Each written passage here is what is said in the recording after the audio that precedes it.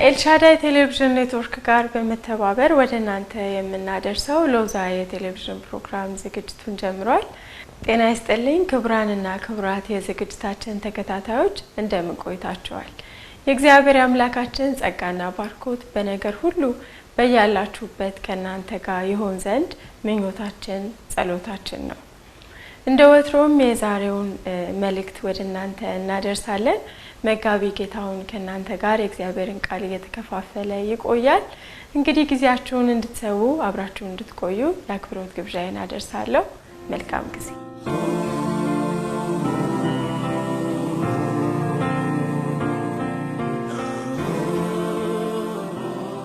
የእግዚአብሔር አምላካችን ስም የተባረከ ይሁን። ሁላችሁንም በአብ በወልድና በመንፈስ ቅዱስ አንድ አምላክ ስም ሰላምና ጤና ይብዛላችሁ ለማለት እፈልጋለሁ። ዛሬ አብረን እንድንካፈለው የሚፈልገው ጥቅስ ሁለተኛ ነገሥት ምዕራፍ 7 ቁጥር 9 ላይ ነው በዋናነት ያለው እና እንደ ርዕስ ደግሞ ያሰብኩት አብሮ ስለመክበር ነው። እንግዲህ አብሮ ስለመክበር የሚያስብልና በእጅጉ የተባረከ ነው ብዬ አምናለሁ። አብሮ ስለመክበር፣ አብሮ ስለማደግ፣ አብሮ ከፍ ስለማለት እኛ ባለንበት ሰዎች እንዲመጡ፣ እኛ በከበርንበት መንፈስ ሰዎችም እንዲከብሩ፣ እኛ ባለንበት እኛ የገጠመን እድል ሰዎችም እንዲገጥማቸው ማሰብ እጅግ በጣም የተባረከ ሊና ይመስለኛል። አንዳንዴ ሰው ብቻውን መክበር ይፈልጋል፣ ብቻውን ማደግ ይፈልጋል። ከዛም ደግሞ ባለፈ እናንተን ረግጧችሁ ብቻውን መታየትና መላቅ ይፈልጋል። ነገር ግን አብሮ መክበር ደስ ይላል። ለዚህ ደግሞ ትልቁ ሞዴላችን ክርስቶስ ኢየሱስ ነው። እሱ ከበረኛንም አከበረን። እሱ በኩር ነው፣ እኛም በኩራት ተደርገናል። እሱ የትንሳኤ ጌታ ነው፣ እኛም ደግሞ የትንሳኤ ልጆች ነን የተባልነው። እንደውም ክርስቶስ ኢየሱስ ባለበት እኛም ደግሞ እንሆን ዘንድ ነው ፍላጎቱ። ስለዚህ የክርስቶስ ኢየሱስ ትልቁ መለያው የሱ መክበር እኛንም አከበረን፣ የሱ ከፍ ማለት እኛንም ከፍ አደረገን፣ የሱ ከፍ ማለት ምርኮን እንድንበዘብዝ አደረገን። ስለዚህ ክርስቶስ ኢየሱስ አንዱ የሚለይበት፣ አንዱ የሚታወቅበት፣ አንዱ የምናመልክበትና የምንወድበት ዋና ምክንያት የሱ ክብር የኛ ክብር ነው። እሱ ከብሮ አከበረን። እሱ ተነስቶ እኛን አነሳን። እሱ ሕያው ሆኖ እኛንም ሕያው አደረገን። እሱ ባለበት በአቡ ቀኝ እኛም ደግሞ እንቀመዘን ፈቀደልን። ይሄ እጅግ በጣም ደስ የሚል የተባረከ መርህ ነው። ልክ እንደዛው ዛሬ አብሮ ስለመክበር ትንሽ አወራለሁ ከወንጌል ጋር በተያያዘ። ነገር ግን መነሻ ክፍሌን ያደረኩት ሁለተኛ ነገሥት ምዕራፍ 7 ቁጥር 9 ላይ ያለው አስደናቂ ክፍል ነው። ይሄ ክፍል ታሪኩ የሚጀምረው በእርግጥ ሁለተኛ ነገሥት ምዕራፍ 6 ነው። እንደምታውቁት ኤልሳ ለሶርያውያን አደጋ ጣዮች ሁሉ ጊዜ ወደ እስራኤል መጥተው አደጋ ለመጣል ይፈልጋሉ። እሱ ደግሞ ለእስራኤል ንጉስ መረጃ ይሰጣል። ከዚህ ተነሳ ወታደሮቹን ሰብስቦ ይጠይቃል። የሶርያው ንጉስ ምንድነው የሆነው? እኔ በማደርገው ነገር ሁሉ ቅድሚያ መረጃ የሚሰጥ አካል አለ እንደ ከናንተ መካከል ሲባል አይ ይሄንን የሚያደርገው ነብዩ ኤልሳ ነው ብለው ነገሩት። ስለዚህ ወዲያውኑ እርምጃ ወሰደ። ይሄንን ነብይ ወዲያውኑ እንድትገሉ ወይም እንድትማርኩ በሚል ይመስላል ወደ ኤልሳ ቤት ሰዎችን ሲልክ እናያለን። ወዲያው ለይቱ ሙሉ ሲከቡ እናያለን። በዛ ጊዜ የኤልሳ ሉሌ እጅግ በጣም ሲፈራ ሲደነግጥ ወዮ ጠፋን ሲል እንመለከታለን። ነገር ግን ኤልሳ እንደዛ አይነት ድንጋጤ አልታየበትም። ሁለተኛ ነገሥት ምዕራፍ 6 ከቁጥር 6 ጀምረን ማንበብ እንችላለን እና በጣም በኮንፊደንስ ይናገር ነው የምናየው። ምክንያቱም በኤልሳ ዙሪያ ተራራውን የሞሉ የእሳት ሰረገሎችና ፈረሶች ነበሩ ነው የሚለው እና በጣም ሲሳለቅባቸው እናያለን። እጉር ሲያደርጋቸው እናያለን። ሲመራቸው እናያለን። ሰማሪያ መሃል ከተማ ላይ ደግሞ አይናቸው እንዲገለጽ ሲጸልይ እናያለን። ይሄን ተከትሎ በጣም አስደንጋጭ ነገር ነው በኋላ የሆነው እና የእስራኤል ንጉስ እንዲገደሉ አልፈለገም። ስለዚህ ለቀቋቸው።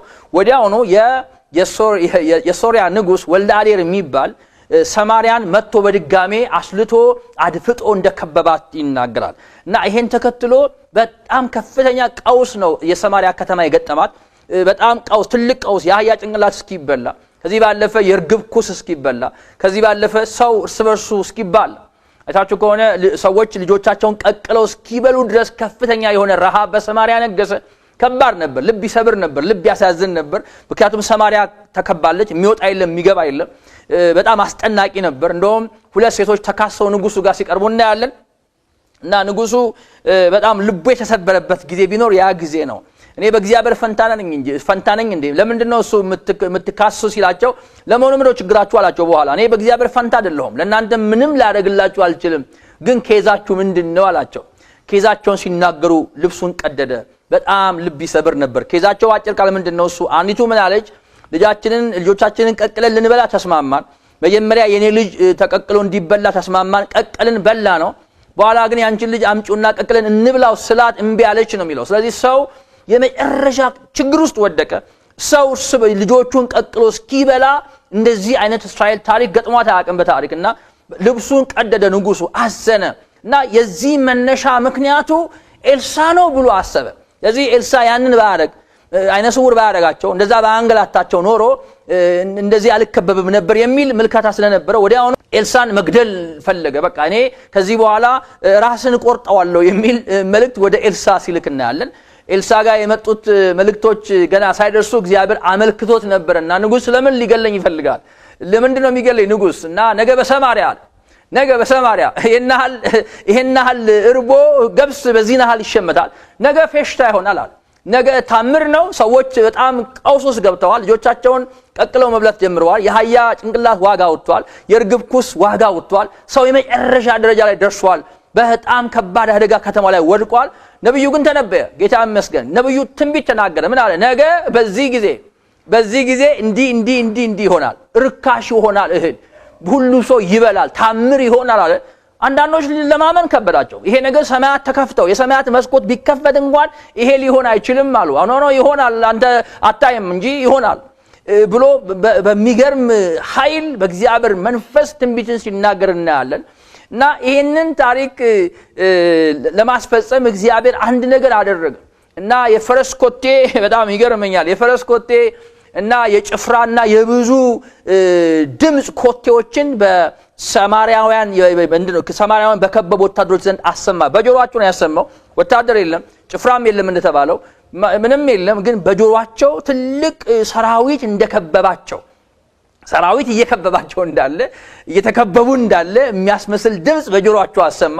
የእግዚአብሔር መዋጊያው ብዙ እኮ ነው። በረዶ መዋጊያው ነው፣ ድምጽ መዋጊያው ነው። ምንም ነገር ማድረግ ይችላል እግዚአብሔር። ምንም ነገር አድርጎ ማሸነፍ ይችላል እግዚአብሔር።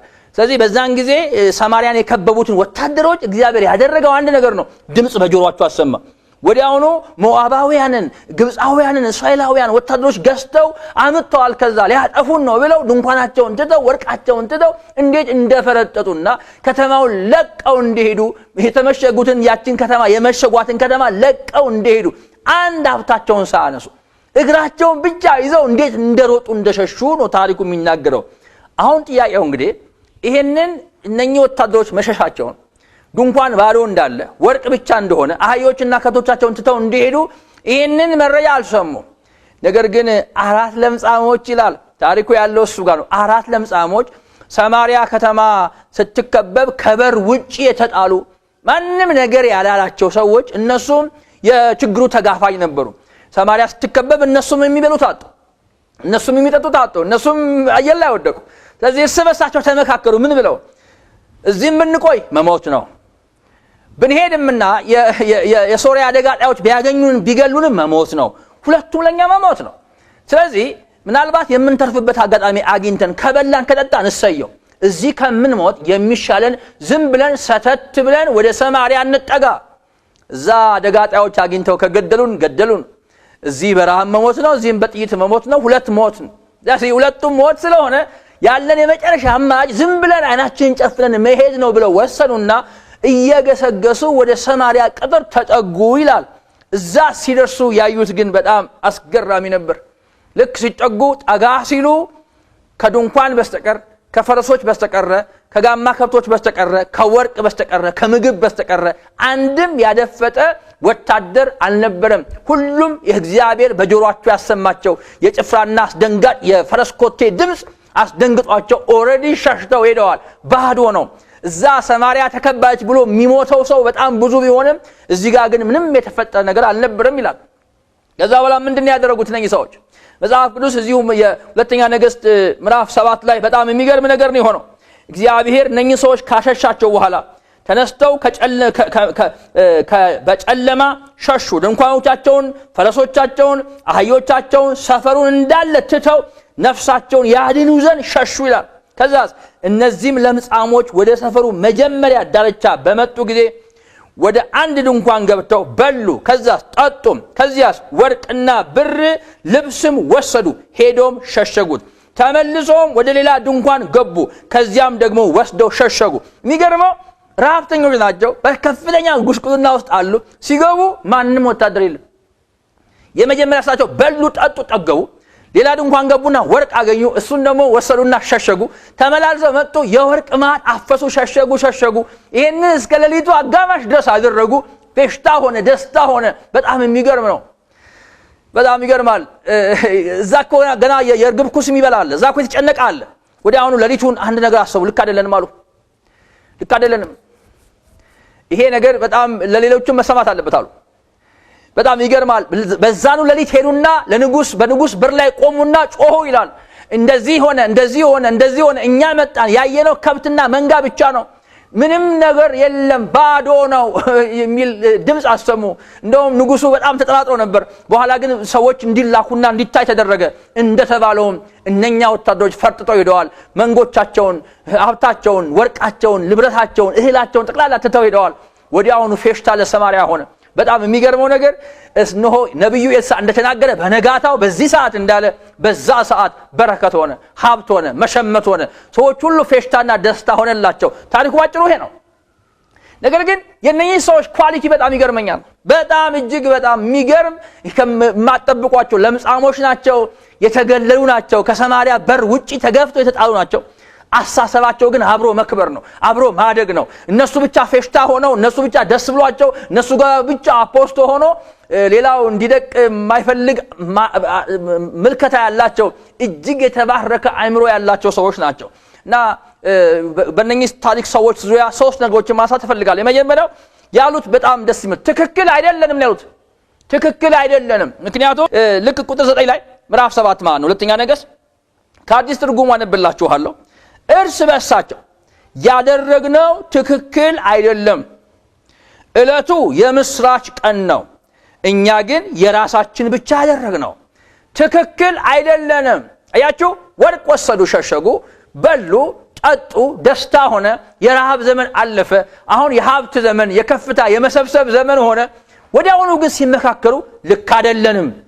አያችሁ፣ እኛ ብንደሰትም፣ እኛ ወርቅ በወርቅ ብንሆንም፣ እኛ ብንበላም፣ እኛ ብንጠጣም፣ እዛ ግን የርግብ ኩስም ይበላል። እዛ ግን የሚሰቃይ ሰው አለ። እዛ ግን ወዮ የሚል ማቅ የሚለብስ የሚያለቅስ ማህበረሰብ ተዘግቶ አለ፣ በብዙ ሺህ የሚቆጠር። እነሱ በዚህ ሁኔታ እየተሰቃዩ፣ እኛ ግን ደስታችን ለብቻችን ማድረጋችን ልክ አይደለንም። በጣም የሚገርም አባባል። ልክ አይደለንም፣ ተሳስተናል። ደስታችን ለኛ ብቻ አደረግነው እኮ። ደስታችን ለጋራ ነው መሆን ያለበት። እዛ የሚሰቃየው ሰው ነፃ መውጣት አለበት አሉ ይላል። እግዚአብሔር ሰዎች፣ የወንጌል ጉዳይ እንዲህ ይመስለኛል። እኛ በክርስቶስ ኢየሱስ የዳንን ተዘለን የኖርን የዳንን ሰዎች ነን። እግዚአብሔር አምላክ በክርስቶስ ኢየሱስ የደረሰልን ነፃ ይወጣን ሟርት በእኛ ላይ የማይሰራ እግዚአብሔር ያደለን ህዝብ ነን። ይሄ ደስታ ግን ለኛ ብቻ አይደለም። እኛ በዚህ መልክ እንደሰት እንጂ በየሁዱ በያዘቦቱ እየተገናኘን እናሸብሽብ፣ አምላክን በአርያም እንባርከው፣ እናሸብሽብ፣ ደስ ይበለን እንጂ በእኛ ላይ ሟርት አይስራ እንጂ ደስታችን ፍጹም ይሆን እንጂ። እጅግ በጣም የሚሰቃይ ወገን እንዳለ አንርሳ። እጅግ የሚሰቃይ ዛሬም በጠንቋይ የሚሰቃይ ሞራሉ የወደቀ ከዚህ መከራ ማን ነው የሚያድነን የሚል ማህበረሰብ ምድራችን በጣም በጣም እየረከሰች ቁልቁል እየሆነች ሞራሏን እያጣች ያለ ክርስቶስ እየባከነች እየባዘነች እየተቀበዘበዘች ያለች ምድር ውስጥ ነው ያለ ነው። ይሄን ደስታ የክርስቶስ ኢየሱስን ደስታ አምላክ ያደረገልን ፌሽታ ይሄንን የክርስትና ህይወት ይሄን መልካም ሽታ ይሄን ብርሃን ለሰው አለመናገር በእነኛ ሰዎች መፍረድ ነው። ለዚህ ነው እነኚህ ለምጻሞች ምንም እንኳን የሥጋ ነገር ቢያወሩም ትክክል አይደለንም አሉ። ትክክል አይደለንም፣ ምክንያቱም ደስታችንን ለኛ ብቻ አደረግነው። የምስራች ነበር ያለን እኛ። ዛሬ እኮ የምስራች ቀን ነው። ይሄን ደስታማ ማወጅ አለብን። ለምን ዝም አለን ወገኖቼ? ለምን ዝም አለን? ለምን በየጠንቋይ ቤቱ ህዝቡ ሲሰቃይ እኛ ኃይል እያለን ጉልበት እያለን ነፃ አውጪ ወንጌል በእጃችን እያለ ለምን ዝም አለን? ስለምን በሰዎች ስቃይ ላይ ፈረድን? ስለምን በሰዎች ስቃይ ላይ ዝም አለን? ስለምን ፈዘዝን? ስለምን የወንጌል ምስክርነትን ችላ አለን? ስለምን መለመን አቆመን? ስለምን መመስከር አቆመን? ወገኖቼ እኛ ተዘልለን የወጣን እግዚአብሔር ነፃ ያወጣን ሰዎች ነን። ደስተኞች ነን። በክርስቶስ ኢየሱስ በማመናችን ምክንያት ሟርት በእኛ ላይ አይሰራም። ድግምት በእኛ ላይ አይሰራም። እኛን የሚነካ የለም። ምርጥ ህዝብ ነን። የንጉሥ ካህን ነን። እግዚአብሔር ወደሚደነቅ ብርሃን ያፈለሰን ህዝብ ነን። በብርሃን ተከበን ያለን እግዚአብሔር አምላክ አባታችን የሆነ ህዝብ ነን። በጣም ምርጥ ህዝብ። ነገር ግን ደስታው ለኛ ብቻ ሆነ። ስለዚህ ዛሬ ጥያቄ ልንጠይቅ ይገባል። እንደነኛ ሰዎች ልክ አይደለንም ልንል ይገባል። ልክ አይደለንም። ደስታችንን ለብቻችን ልናደርገው አይገባም። ይሄን ደስታ ማካፈል አለብን። በንጉስ በር ቆመን በህዝቦች ደጅ ቆመን ኢየሱስ ክርስቶስ ጌታ ነው እኛ ያገኘነውን ደስታ እናንተም ስሙ ብለን ልናውጅ ይገባናል። ልክ አይደለንም ዝምታችን አሉ እነኚህ ሰዎች። ልክ እንደዛው ወንጌልን የወንጌል ብርሃን ደርሶን ዝምታ እኛ በህይወት እየኖርን እየተመላለስን ሰዎች ሲሰቃዩ ዝምታ ይሄን ጉዳይ ማሳደር እጅግ በጣም አሳዛኝ ነው። ስለዚህ የነኚህ ሰዎች ምልከታ እኛ የደረሰን ዜና እኛ የደረሰን የምስራች እኛ የደረሰን ደስታ እኛ የበላነው ነገር እኛ የጠጣነው ነገር እኛ ያገኘነው ወርቅ ነገር እኛ ያገኘነው እድል ሌሎችም ያገኙ ነው። ሌሎችም ይድረሳቸው በቃ ይሄው ነው ያሉት። ጌታ አምላክ የተባረከ ይሁን። ባካችሁ ወደዚህ እውነት እንመለስ። ወንጌል ለኛ ብርሃን ነው። ነገር ግን በጨለማ የሚኖሩ ሰዎች አሉ እስቲል የሚሰቃዩ። በዚህች ሞመንት አሁን እንኳን እየተናገርኩ እያለ በጠንቋይ ቤት የሚሰቃዩ ገልቻ የገቡ አጋንንት የሚጫወትባቸው በርካታ ሰዎች የሚሰቃዩ በርካታ ሰዎች አሉ። እነኚህን ሰዎች ነፃ የማድረግ ግዴታ አለብን። ስለዚህ ልክ አይደለንም እንዳሉ እነኛ ለምጻሞች ወንጌል አለመናገራችን ይሄን የምስራች ለሰዎች አለማሰማታችን ልክ አይደለንም ብለን ልንጀምር ይገባል ማለት ነው። ሁለተኛ እነኚህ ሰዎች ያሉት በጣም የሚገርም ነው። ጊዜ መውሰድ የለብንም ነው ያሉት። ጊዜ መውሰድ የለብንም አሉ። ምክንያቱም እስኪነጋ ብንቆይ ነው የሚለው ክፍሉ ቁጥር 9 ላይ እስኪነጋ ብንቆይ። ለሊት እኮ ነው የመጡት፣ ሁሉ ነገር ሆኖላቸዋል። ወዲያውኑ ግን ልክ አይደለንም አሉ። ከዛ እስኪነጋ ብንቆይ ሊነጋ አይገባው። ይሄን የመሰለ ምስራች ይዘን መዘግየት የሚባል ምን አመጣው? ይሄን የመሰለ የወንጌል ደስታ ይዘን መዘግየትን ምን አመጣው? ልክ እነኛ ሰዎች እኮ መዘግየት የለብንም። መቼ? አሁኑኑ ለሊቱን ሙሉ ተጉዘን ሄደን የሆነውን ነገር መናገር አለብን የሚል ሞቲቬሽን ነበራቸው። መንጋት የለበትም። ይሄንን የምስራች ቀን እኮ ነው ዛሬ። ሊነጋ አይገባው። እስኪነጋ መቆየት የለብንም ያሉት ወገኖቼ። እንዴት አይነት ምልከታ ነው! ልክ እንደዛው ነው ያዝነው የምስራች ወንጌል። እስኪነጋ ሊቆይ አይገባም። ማሳደር መዋል ለነገ የሚባል አይደለም። በአመት አንድ ጊዜ በመናደርገው የወንጌል ስቂት ኮንፈረንስ ላይ ብቻ መራወጥ የለብንም። ይሄ ጉዳይ ቶሎ የሚፈጥን፣ ምክንያቱም ሰይጣን ሰዎችን በፍጥነት እየገደለ ያለ ክርስቶስ ወደ ሲኦል እያወረዳቸው ነው። ልንደርስላቸው ይገባል። እጅግ በጣም ልንፈጥን ይገባል። የሚፈጥን እግሮች ሊኖሩን ይገባል። እነኚህ ሰዎች በስጋ ለሆነው ነገር እንኳን ልንዘገይ አይገባም። ሊያድር አይገባም። ለሊቱ መንጋት የለበትም። ዛሬውኑ ሄደን ስለዚህ ጉዳይ መናገር ማወጅ አለብን ካሉ ይሄንን የዘላለም ሕይወት ያገኘን ብርሃን የበራልን የምስራች ተብሎ ተሰብኮ የዳነን እግዚአብሔር ነፃ ያደረገን ሰዎች ይሄን የመሰለ ድንቅ የምስራች ይዘን ማደር መዋል አመታትን ማስቆጠር ቆይ ነገ ማለት አይገባንም። ዛሬውኑ ልንፈጥንና ልንደርስላቸው ይገባል። እነኛ ሰዎች እኮ መንጋት የለበትም ያሉት እንዴ እስኪነጋ ለምን ይጨነቁ? እስኪነጋ ለምን የርግብ ኩስ ይብሉ? ለምን ሰው ይባላል ስበሱ? ስለምን ይሞቱ? ስለምን ይጨነቁ? በዛች እነሱ በዘገዩ ቁጥር ሰው እኮ በረሃብ ይሞታል ማለት ነው። ቶሎ እንድረስላቸው ሳይሞቱ እኮ ነው መድረስ አለብን። ይሄን የመሰለ የምስራች ኖሮን ማሳደር የለብንም። ሄደን እንንገራቸው። እግዚአብሔር ሰዎች አብሮ መክበር፣ አብሮ መብላት፣ አብሮ መዋጀት፣ አብሮ መሳቅ፣ አብሮ ከፍባት፣ አብሮ መክበር፣ አብሮ መንገስን የሚያክል ነገር ትልቅ ነገር ነው። ይሄ ጥሩ ህሊና ነው። ልክ እንደዛው እኛ በዘገየን ቁጥር ያለ ክርስቶስ የሚሞት ሰው፣ እኛ በዘገየን ቁጥር ስቃዩ የሚጨምርበት ሰው፣ እኛ ወንጌል ባሰበክን ቁጥር የስቃዩን ጣሩን የምናበዛበት ሰው በጣም ብዙ ነው ወገኖቼ። ባካችሁ ይሄ በጣም የወረደ የጣጠማማ የሆነ ትውልድ ነው። መሃል በጣም ሰይጣን የሚጫወትበት ትውልድ ሆኗል። እኛ ግን ዝም ባለን ቁጥር ጣሩን ነው የምናበዛው። እኛ ዝም ባለን ቁጥር መከራውን ነው የምናበዛው። እኛ ዝም ባለን ቁጥር መቅበዝበዙን ነው የምናበዛው። ያለ ክርስቶስ ኢየሱስ ወደ ሲኦል መጋዙን ነው የምናበዛው። እባካችሁ ጊዜ ልንሰጥ አይገባም። ልንዘገይ አይገባም። ልንቆይ አይገባም። ጊዜ ልንሰጥ አይገባም። ሁሉም ሰው ያቅሙን በአቅሙ መጠን እግዚአብሔር በሰጠው ድፍረት መጠን እግዚአብሔር በሰጠው ጥበብና መስክ መጠን ኢየሱስ ክርስቶስን ለሰዎች መንገር ግዴታችን ነው። ይሄ ደግሞ የሚሆነው እኛ ጋር የደረሰው ደስታ፣ እኛ ጋር የደረሰው ሰላም ሰዎች ሁሉ እንዲደርሳቸው በማሰብ እንደሆነ ከነኚህ ሰዎች ልንማር ይገባል ማለት ነው። ሶስተኛውና የመጨረሻው በጣም የሚገርመው ቸል ብንል ተጠያቂዎች እንሆናለን አሉ። አያችሁ፣ ጉዳዩን ቸል ብንል ሳንናገር ብናድር ብንከርም 2-3 ቀን ህዝቡ በዛ መንገድ እያለቀ እኛ ወርቆቹን እየሰበሰብን እያከማቸን እስኪያልቅ ድረስም እየበላን እየጠጣን ብንቆይ ብናድር ቆይቶም ቢሆን ተጠያቂዎች እንሆናለን ነው። በጣም በደለኞች እንሆናለን ነው ክፍሉ የሚለው። በደለኞች እንሆናለን፣ ተጠያቂዎች እንሆናለን። አያችሁ 2-3 ቀንም ዞሮ ቢሆን የእስራኤል መንግስት ጉዳዩን አጥንቶ ቢሆን ምናልባት እነኚህ ሰዎች ከሄዱም ከ3 ቀን በኋላ ቢሆን ጉዳዩ ሊደርስበት ይችላል። ፈረሶችና ወርቅ መንጋዎች ብቻ እንዳሉ ወታደር ግን እንደሌለ ሊገባቸው ይችላል ነገር ግን ይሄ ልክ ሲሆን ተጠያቂዎችንም ነው ከሙገሳ ይልቅ እንታስራለን። ለምን አልነገራችሁም የዛን ቀን መጣችሁ? ይሄን ያህል ቀን ይሄንን ጉዳይ ሳትነግሩ ስለምን ቆያችሁ? ተብለው አሳራችን ይበዛል፣ ፍርድ ይጠብቀናል፣ ተጠያቂዎች እንሆናለን ያሉት በጣም የሚገርም ማስተዋል ነው ወገኖች። ዛሬ የክርስቶስ ኢየሱስ ወንጌልን ባለመናገራችን ምክንያት ጌታ ኢየሱስ ክርስቶስ የሰዎችን የሟቹን ደም ከኛ እንደሚጠይቅ ማወቅ አለብን። ተጠያቂዎች እንደምንሆን አንድ ቀን ማወቅ አለብን የእግዚአብሔር ሰዎች። ስለዚህ ዛሬ እኛ በደስታ ውስጥ ብንኖርም በስቃይ ውስጥ የሚኖረው ሰው ከዛም ባለፈ እንደ ስቃዩ በምድር ላይም ሳይደላው ወደ ሲኦል የሚጋዘው ማህበረሰብ ቸል ምንል ወንጌል ሳንነግረው ቢሞት የዛ የሟቹ ሰው ደም እኛን እንደሚጠይቀን መርሳት የለብንም። በተለይ እግዚአብሔር ለሕዝቅኤል ያስታወሰው በጣም አንድ የሚገርም ክፍል አለ።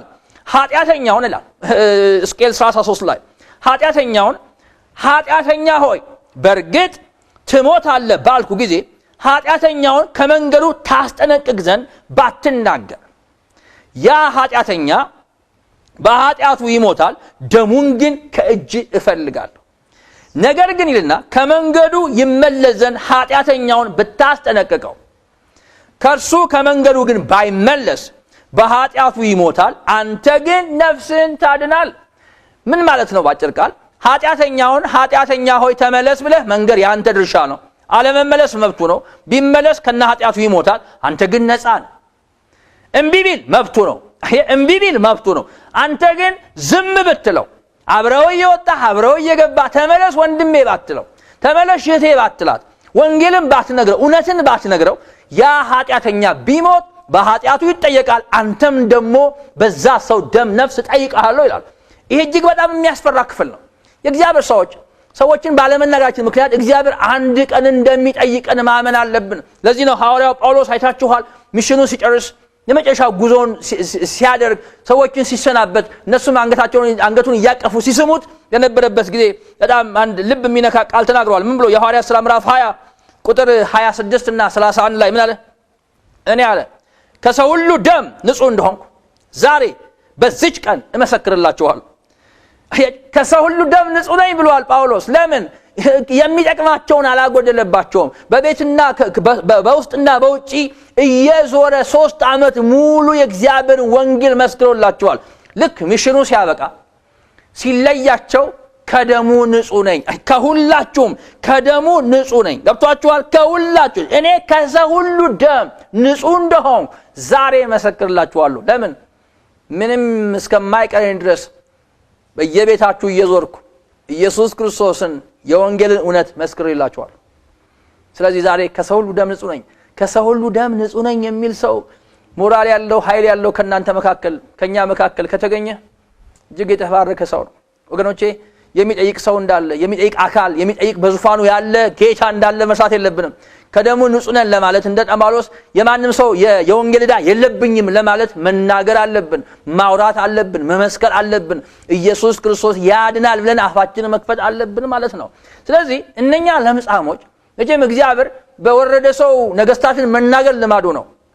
እነኚህ ለምጻሞች እኮ ለነገስታት የምስራች አመጡ፣ ለአገር የምስራች አመጡ፣ ለአገር ለከተማ የምስራች አመጡ። በንጉስ ደጅ እኮ ማንንም አያደርሳቸውም፣ ግን ደፍረው ሄደው ጮሁ ይላል። የሆነው ይሄ ነው አሉ። እግዚአብሔር ለዓላማው ተጠቀመባቸው። እግዚአብሔር ምስኪኖችን የማንሳት ደካሞችን አንስቶ ብርቶችን የመውቀስ ጠቢባንን ሞኞችን አንሰስቶ ጠቢባንን የመውቀስ የመናገር ያልሆኑ ሞኞችን አንሰስቶ አዋቂነን የሚሉትን ሰዎች የማሳፈር ልማድ ነው ያለው። ይሄ ስለዚህ እግዚአብሔር ለምን ጠራን?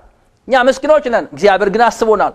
የመጀመሪያውን የደስታ ቀማሽ አድርጎናል። እንደነኛ ለምጻሞች ደስታውን አቅምሶናል፣ በረከቱን ሰጥቶናል። በሞትና በሕይወት መካከል አልነበርንም። እንደኛ ለምጻሞች እኮ ብንሄድም መሞት ነው፣ እዚህም ብንሆንም መሞት ነው ብለው የመጨረሻ ተስፋ ቆርጠው እኮ ነበር። በኋላ ግን ወርቅ በወርቅ ሆኑ፣ ምግብ በምግብ ሆኑ፣ ደስታ በደስታ ሆኑ። እኛም እኮ እንዲህ ነበርን በመንፈሳዊ ዓለም በሞትና በሕይወት መካከል ያለን ተስፋ የቆረጥን የት እንደምንሄድ እንኳን ግራ ይገባን ተስፋ ቢሶች አልነበርንም እንዴ ለአየሩ አለቃ ምን ገዛ አልነበርንም እንዴ እግዚአብሔር አይደለም እንዴ ሰው ያደረገን እግዚአብሔር አይደለም እንዴ ሳበን እግዚአብሔር አይደለም እንዴ ወደ ጉዩ ያስገባን እግዚአብሔር አይደለም እንዴ ይሄንን ደስታ በልባችን ያፈሰሰው በክርስቶስ ኢየሱስ መዳን ይሄን ደስታ ለብቻ ማረግፍ ነው ይሄን ደስታ ይዞ መደበቅ ግፍ ነው ለሚሰቃየው ሰው የመስራች አለመናገር አለመድረስ ለሪቱን ሙሉ ተጉዘን ምንንገር አለማለት ጊዜ መውሰድ ልክ አይደለንም ስለዚህ እንደነኛ ለምጻሞች ተሳስተናል እንዳሉ ልክ አይደለንም እንዳሉ ልክ አለመሆናችን ሊገባን ይገባል ይሄን ደስታ ብቻችን ማድረጋችን ይሄን የወንጌል እውነት ለኛ ብቻ ማድረጋችን በየወሩ እየተገናኘን በደስታ ፈንጠዝያ በአምልኮ ጌታ ሆይ ሰው አደረከኝ እንዴት አሰብከኝ ቤቴስ ምንድነው ብሎ መዘመር ብቻ አይበቃም ቤቴስ ምንድነው ሊሉ የሚገባቸው በርካታ ሰዎች ዛሬም በጠንቋዮች ይጃሉ ዛሬም በስካር ቤት አሉ ዛሬም በዝሙት ቤት አሉ ዛሬም የሚሰቃዩ በሃይማኖት ቤት አሉ በጣም ግራ የገባቸው ሰዎች እጅግ አሉ እኛን የሚጠብቁ የኛን መድረስ የሚጠብቁ ያዋጅ ነጋይ ድምጽ የሚጠብቁ ደርሰንላችኋል ሰላም ነው ብሎ ወደ ሰላም የሚጠራቸውን ሰው የሚጠብቁ በርካታ ሰዎች በግዞት እንዳሉ መርሳት የለብንም ከሁሉ በላይ ደግሞ በዘገየን ቁጥር ሰው ወደ ሲኦል እየወረደ ነው ባደርን ቁጥር በዘገየን ቁጥር ሰውን ያጣን እንደሆነ መርሳት የለብንም ስለዚህ እግዚአብሔር እኛ ውስጥ ያለውን ደስታ ለሰዎች ነግረን እኛ እንደከበርን ሰዎችም ደግሞ ወንጌል ሰምተው ከኛ ጋር እንዲከብሩ ይሄንን ወንጌል በብዙ ኃይል በብዙ ትግል በብዙ መንፈስና መነሳሳት ለሰዎች ሁሉ እንድንደስላቸውና እኛ እንደሳቀን እነሱም እንዲስቁ እኛ ደስ እንዳለን በወንጌል እነሱም በወንጌል ደስ ብሏቸው ከኛ ጋር እግዚአብሔርን እንዲያመልኩ የእግዚአብሔር ወንጌል በተገኘው ሁሉ አጋጣሚ ጊዜ ሳንሰጥ እንድንሰብክ እግዚአብሔር በመንፈሱ ይርዳን እግዚአብሔር ይባርካችሁ ስለሰማነው የእግዚአብሔር ቃል ያምላካችን የእግዚአብሔር ስም የተባረከ ይሁን እንግዲህ ተመልካቾቻችን ማንኛውም አይነት አስተያየት ቢኖራችሁ ጥያቄ ቢኖራችሁ እዚህ ስክሪኑ ላይ በመታዩት ስልክ ቁጥር ደውሉልን ጸልዩልን አበረታቱን የእግዚአብሔርን ሥራ በጋራ እንስራ እስከ ሳምንት የእግዚአብሔር ጸጋ ከሁላችሁ ጋር ይሁን ደህና ቆዩ